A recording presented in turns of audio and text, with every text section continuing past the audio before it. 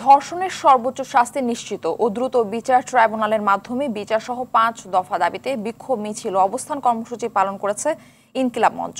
শাহবাগ থেকে শুরু হয়ে রাজু ভাস্কর্য ঘুরে পুনরায় শাহবাগে এসে মিছিলটি শেষ হয়।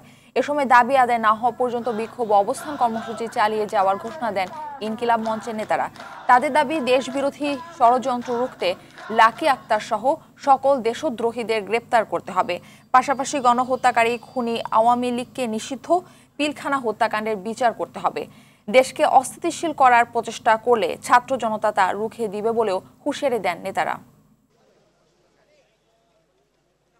শাহবাগীদের যারা আইন শৃঙ্খলা রক্ষাকারী অত্যাচার হামলা করেছে, ফার্স্ট টাইম অ্যাটাক করেছে, তাদের দৃষ্টান্তমূলক বিচার হওয়া। যেই শাহবাগ পিলখানায় আর্মি অফিসারদেরকে হত্যা করেছে, যেই শাহবাগ এই জুলাই আন্দোলনে আমাদের যে সকল ভাই বোন শাহাদাত বরণ করেছেন তাদেরকে হত্যা করতে মদদ দিয়েছে, সেই শাহবাগ জুলাই পরবর্তী বাংলাদেশে আর থাকতে পারে না।